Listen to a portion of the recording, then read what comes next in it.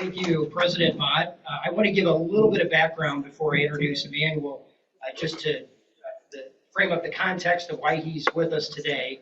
And a few years ago, I think you've heard me mention my daughter is involved with the Engineers Without Borders at Purdue University, and she reached out and was basically hitting me up for money for this project. And I said, I was like, tell me about this project. So she was explaining it and how it works and the good that it could do in terms of bringing water to a village. And I said, well, Rotary does a lot of things like that. So let me do some homework. And so I did some research and found out that global grants are hard. They're really hard. So I went back to the kids. I fumbled around a little bit. I went back to the kids and I said, we need a contact. I'm sorry. God's always got a plan. And that's really what I could just jump right to. I'm okay. Thanks for the distraction, though. But anyway, long story short, I charged these children. I said, I need a Rotary contact. So these kids, several of them went, they were finishing up a project, and they were starting the legwork on this next project. And they came back, and I talked to them in the fall, and they said, we found Rotarians. So that's, I'm going to frame up my introduction today, and Emmanuel will take it from there.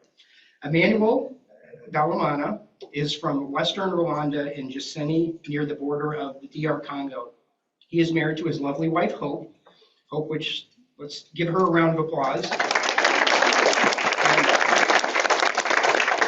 And it's not very often you get 2.5 hours with a guest before they come and speak at Rotary, but we spent a lot of time in the car together today.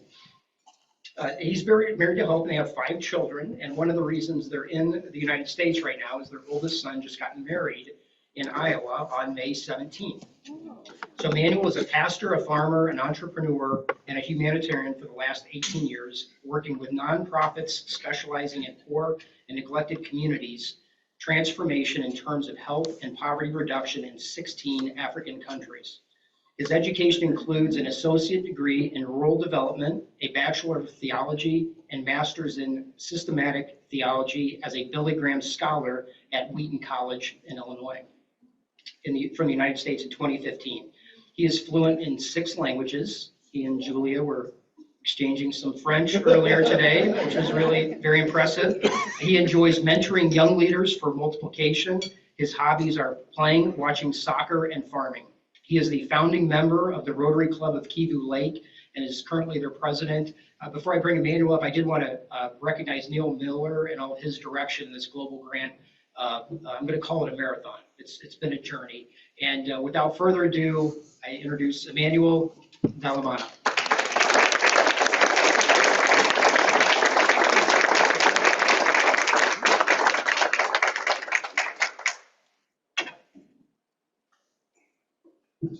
Thank you so much. It's my great pleasure to be here. And this is my family. Hope is here, and the rest are the kids. Here is our son who just got married on May 17th.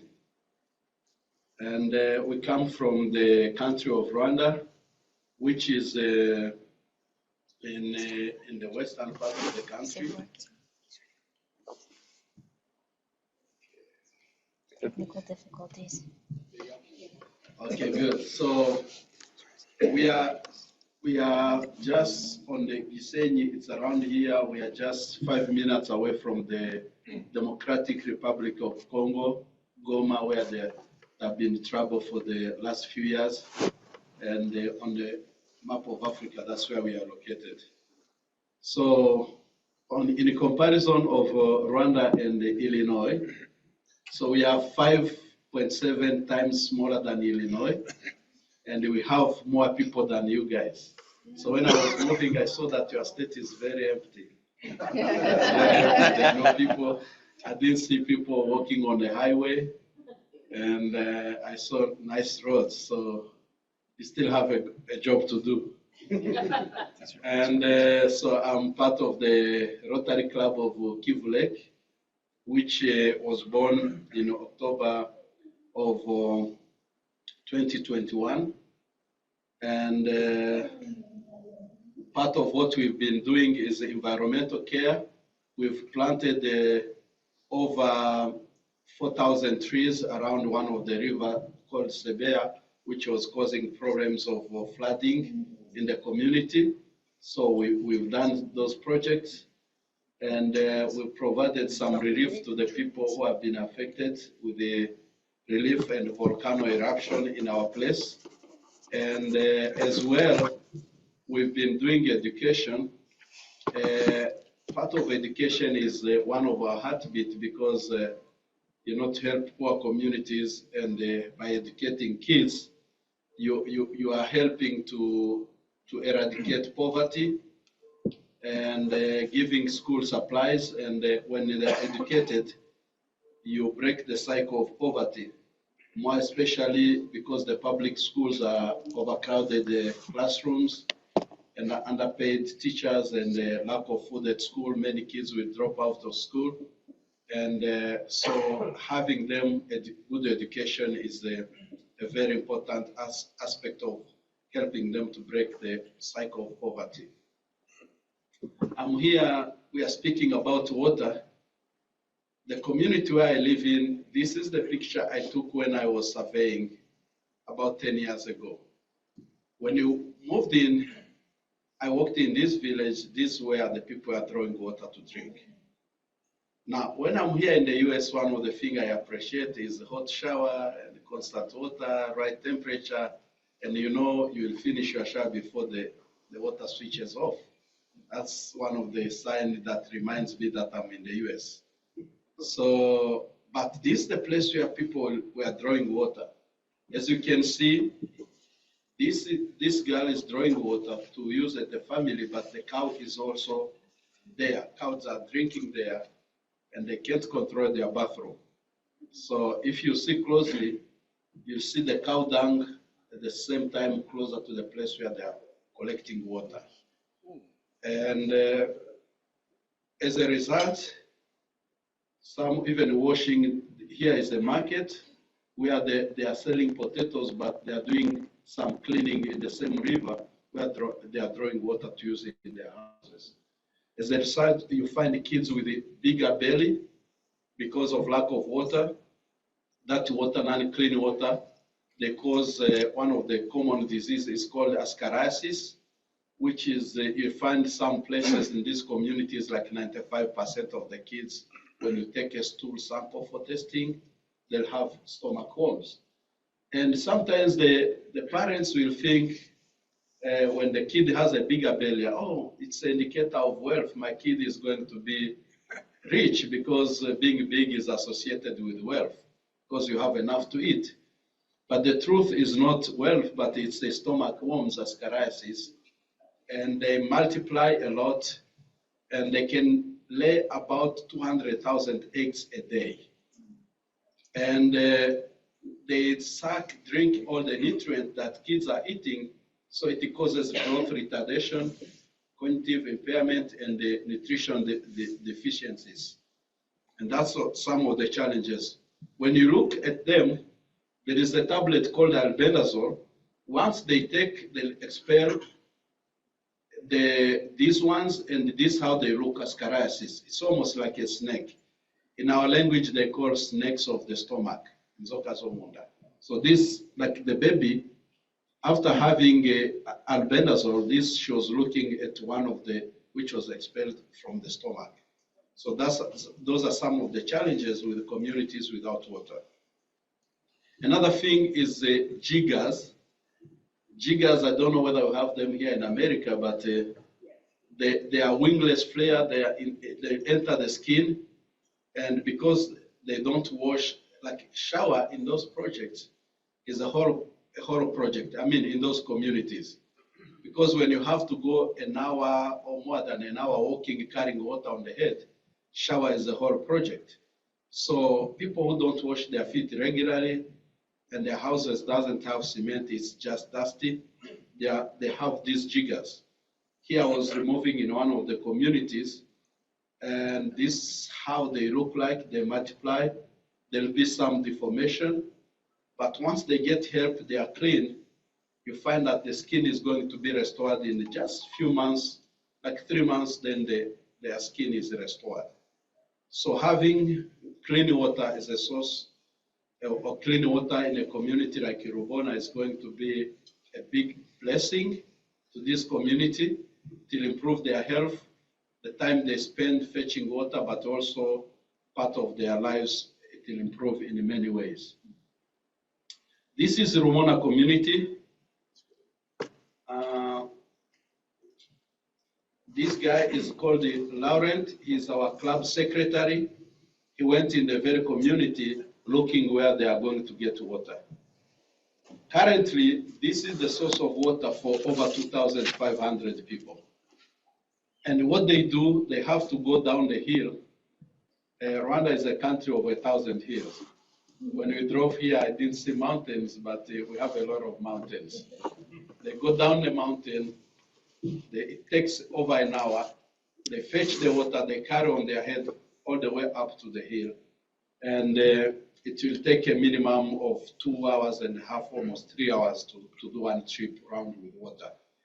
These yellow jerry cans, we call them jerry cans, are containers that the kids and women will carry water back to the houses. But those who don't have enough strength to do that trip, they'll get the stagnant water like this. You can see a little containers that they use to fill their containers. That has been part of the challenge that they are having. So we believe that once this is done, it's going to be a great blessing for the community, and people will be just having enough time, have water close by them where they are, and it's going to be a great blessing.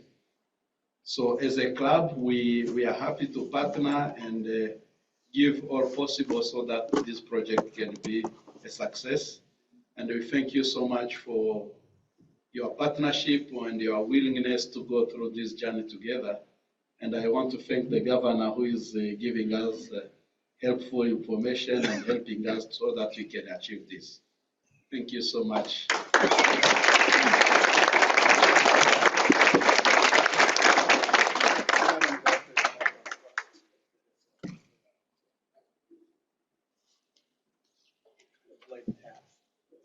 Emmanuel, if you wouldn't mind, many may know if you read the newsletter, but you're involved in a successful global grant project.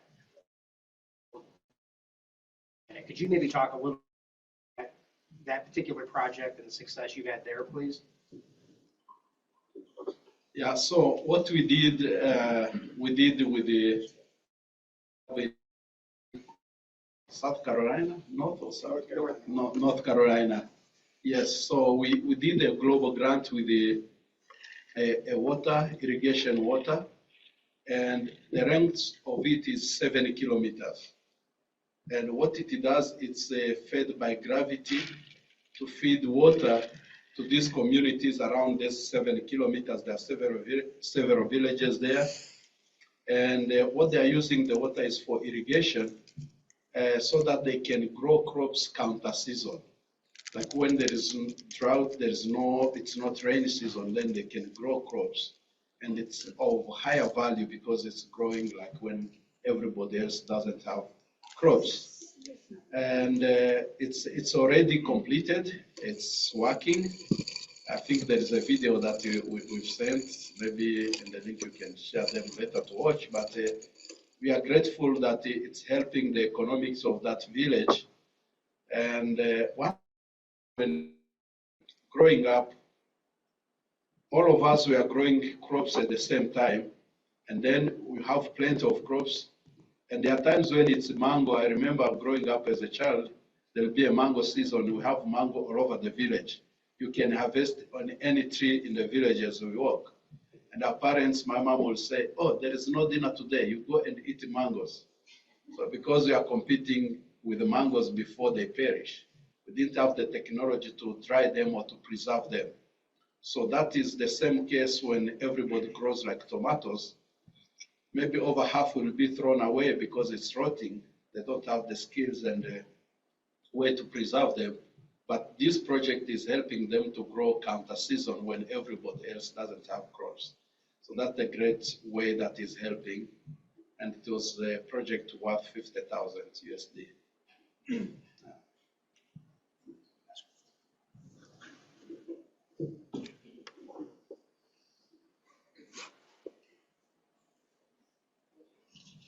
First of all, thank you so much for coming. I really appreciate it. I have two questions. Number one, if you could please explain the new well that we want to do, how many people it would support and for how long that it would help. And then number two, could you please tell me, I know you said this current well right now, it takes about 2.5 hours to walk to. I'm sure there are some dangers for the women and children that have to travel to get to that. Could you talk about that also? Thank you. So this well is that the new well that you are going to build is going to serve a community of over 2,500 people. And it will be in the communal wells where they go and fetch water. There is an element of sustainability, the community participating in the building of that in the process with their labor, so that there is ownership, local ownership. And if there is anything, part of the project will be training the people to know how to fix in the case of any accident that they need to fix. But we are very community-oriented, communal something. If you have a car in a village, it's our car, not your car. It's ours. We say we, and we tend to be we. My church, my school. No, not my school, but our school. So there is that element of understanding of the ownership and the sustainability. So that's how the well is going to be serving the people, and the water will be brought closer to where people live in that community. So according to the distance people do, Rwanda is a very safe country today. It was not the same in the past. We have bad history. We have people killed during the genocide, but we live now in a country that is totally changed. People have been able to forgive each other, reconciliation in the community, and Rwanda is one of the safest countries to be on the continent of Africa, and also one of the most clean streets, not because I'm from Rwanda, but you can look around, it's one of the cleanest streets on the continent. It's one of the countries that is promising. So we see growth, we see reconciliation, we see hope. And though there is a distance, it's safe. Like my wife and I are here, our kids are roaming around the village. Our youngest is 8, but even when she was 3, she go around the whole day. We are not worried of anything happen because the whole village takes care of them. So we don't worry about our kids roaming around the village for the whole day. Yeah.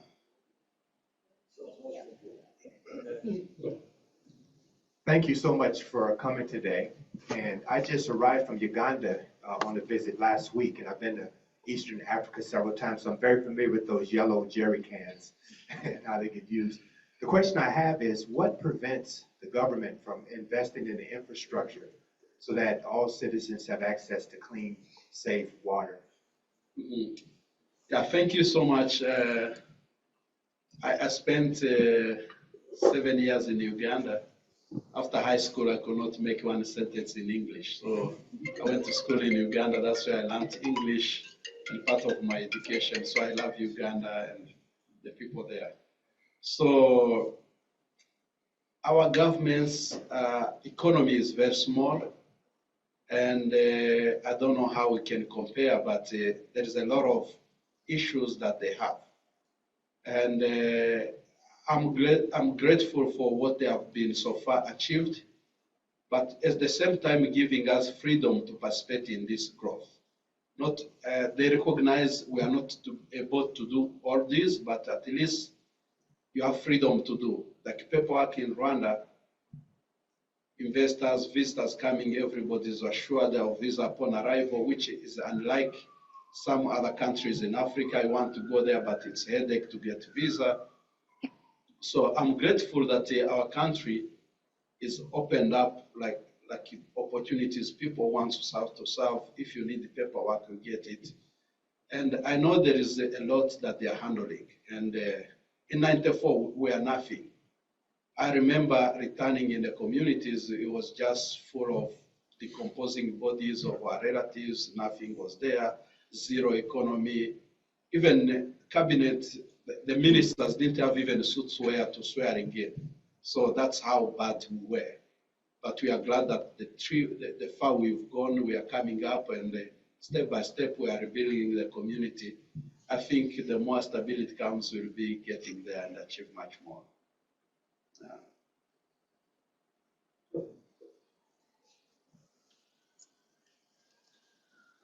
So thank you so much for being here. I'm looking at these photos and I see how rural it is and how poor. And I just wonder, what's life like in the cities? Is life in the cities something we would recognize? People living in apartments, going to work, kids are going to school. Can you talk about that part of your country? Mm-hmm. I think the strength of your economy here is, I think, the larger middle class. Yes.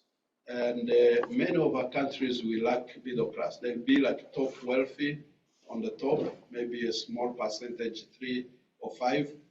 And then we have maybe a tiny middle class, which will be maybe 10%, and then everybody else is on the bottom. So like, as I said, people below poverty level, it's like 55% who live on less than $2 a day. So we lack middle class. That's why some cities, when you go, some of our cities, I mean, they are fancy, nice houses, nice neighborhoods. If a person came and went there, I think it's a developed country. You think everybody is like that. So there is some nice facilities and nice places, but at the same time, there is a larger majority of the population that still haven't access to that. So we still have to raise more of middle class. I think that's when they can get there. But cities, you get every facility as the world is becoming one through the televisions. You can get them. Our brother can testify if you can. There's nothing you can get here, can get it there with that small upper wealthy class. Emmanuel, if I can just chime in, Scott asked me a question, and my darn emotions got in the way earlier, but the process for a global grant is you have to find a partner, which we found a great one.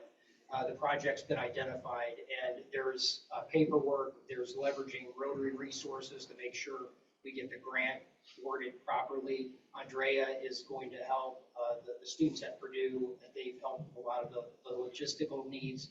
And then we've also partnered with NGOs or non-governmental organizations that have done some of the collaboration as well. So there's a lot of things that have happened, but we're to the point where we're writing it, a draft, to have it vetted by WashRag, which is the Water and Sanitation and Hygiene.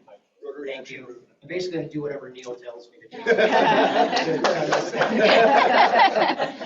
But we're going to vet it by that group, and they'll poke holes in the grant, but we have to collaborate with the Kivu Club, us, the NGOs, and the Engineers Without Borders. So there's all that collaboration is going to take place. Eventually, we will make a plea for those that want to participate financially, but we're not quite there yet. We need to get some of these ducks in a row and make sure it's all going to come to fruition. So that's where we're at in the process, and we will continue to update everyone.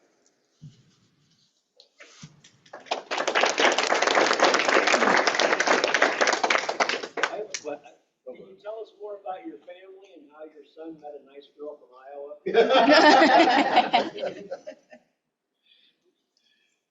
Yeah, my son came to school here on a soccer scholarship. He's a good soccer player. Oh. And he wants to do missions in sports in Africa, back in Africa. So they met at school. She's from firstborn of 8 from Wichita, Kansas area, and they had that passion together, and they just got married 1 year before their graduation. and they are looking for a future being missionaries in Africa and using sports, promoting sports.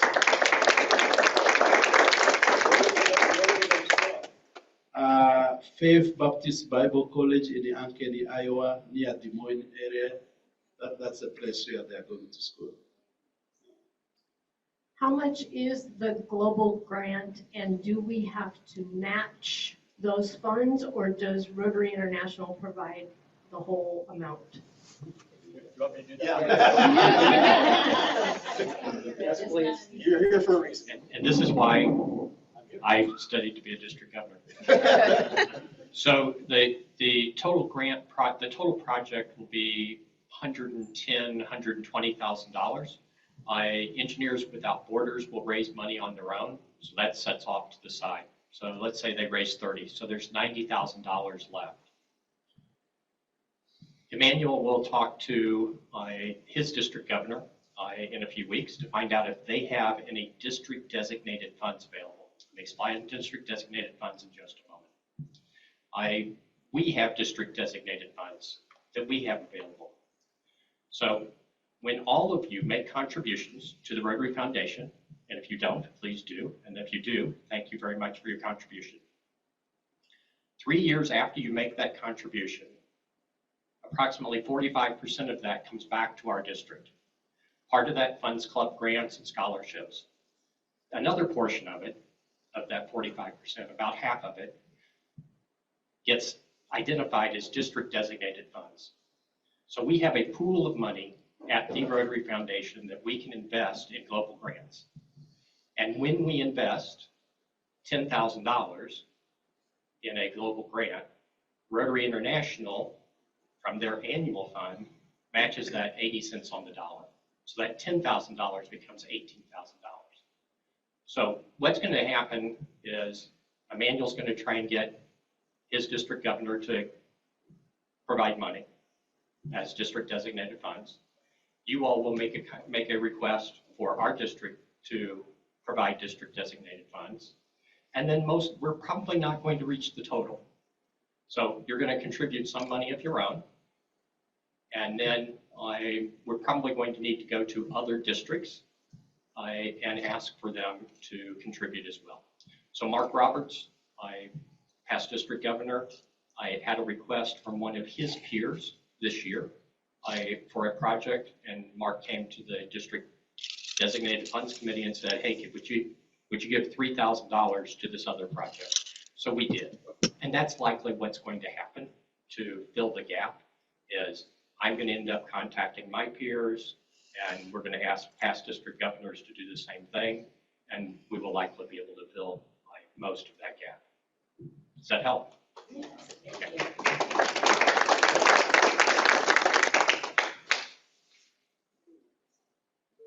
Emmanuel, could you tell them about your district, the size of your district? Our district covers 10 countries. So from all the way to Rwanda, Burundi, Gabon, DR Congo, Cameroon, all the way to Chad.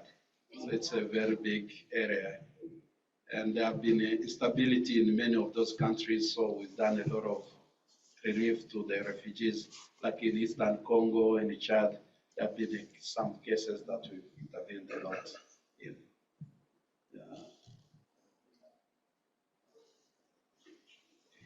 Emmanuel, I have a question. You mentioned that the women and children especially, are going to get this water every day. When we build the well, what are they going to do with all their free time? Probably video games and that sort of thing. Classic dad. You've left him speechless. Yeah, thank you so much. I don't think many of them knows what is a video game. I don't think they have ever seen a PlayStation or what it looks like. So what will happen is that they are going to use their extra time being productive. Like kids will have enough time to do their homework, Yes. even extra, maybe play soccer or develop sports, but also women will be productive, maybe gardening and doing extra stuff they'll have time of doing. Maybe your wife can answer.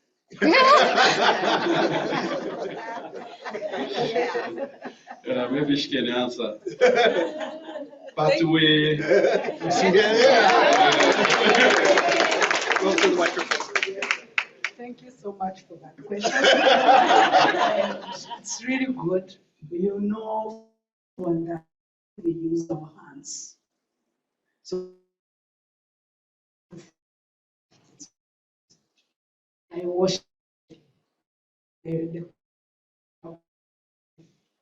we use hands, and you imagine somebody has 8 kids, and the roads, they are very bad. So every day when a child goes to school, if you don't take the clothes out and wash them immediately, you will pile clothes.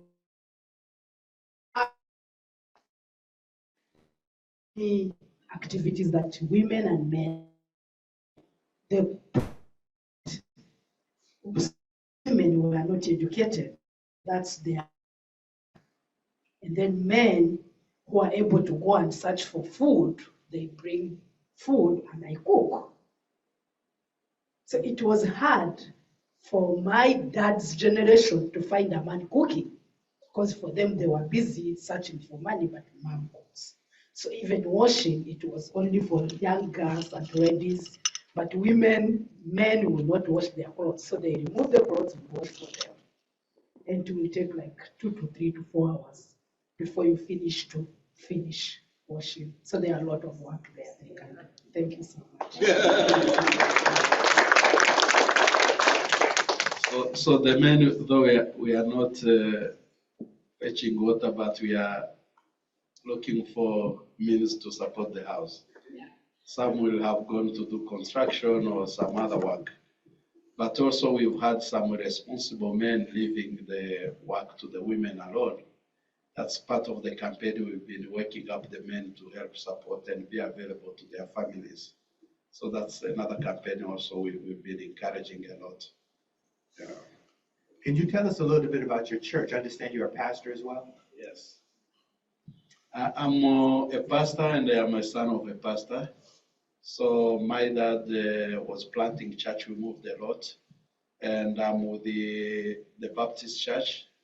So I moved in the community. That's why I went to start school. Every year, grade first is in the fourth. Because place of water, a lot of disease. And where we are, we see a role of changing the culture and the economics of the community as well. Back home, when you are there, it's not like your job is not only to preach, but it's helping transform the community. And I'm glad for the education I got here in the US. You learn how to learn. You can research about anything. That's what I've been equipped with. So any challenge in the community, whether it's economic, you can do research or call.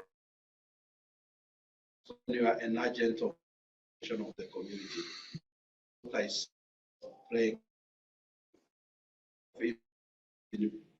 and improvements, and what I had to do is just campaign to government water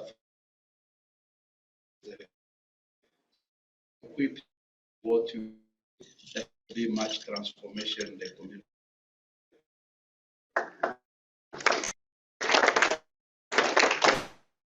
Can you tell us about your, how is it, what does it? People used to think it's for only the rich people, and you have to be like top 2% in the country to be a Rotarian. So for many years, it was just in the capital with a few individuals. But recently, we've been campaigning, like our club is almost 3 years old, and we are encouraging to multiply, have Rotary in 2 different districts. Our club alone this year, we opened up a Rotaract, which has 22 members in one of the local university with the potential to grow. one of the school I started, we have an interact, and another school we have another interact. So 2 interact group clubs this year and 1 Rotaract. We want to see much more happening and grow. And one of the things the Rotary has done, even before I joined the Rotary, there have been a lot of reconciliation after the genocide. We had over 1 million people killed, and these are neighbors killing neighbors. So reconciliation has been a big campaign, forgiveness, reconciliation in the country. One of the things Rotary has done in the country is helping into reconciliation and building new communities. A village, Rotary, part of the country where families of killers and survivors are living together, neighbors supporting each other in a reconciled village. So that's part of what Rotary has played among many other activities, but that's one of the key things that Rotary is involved in the country.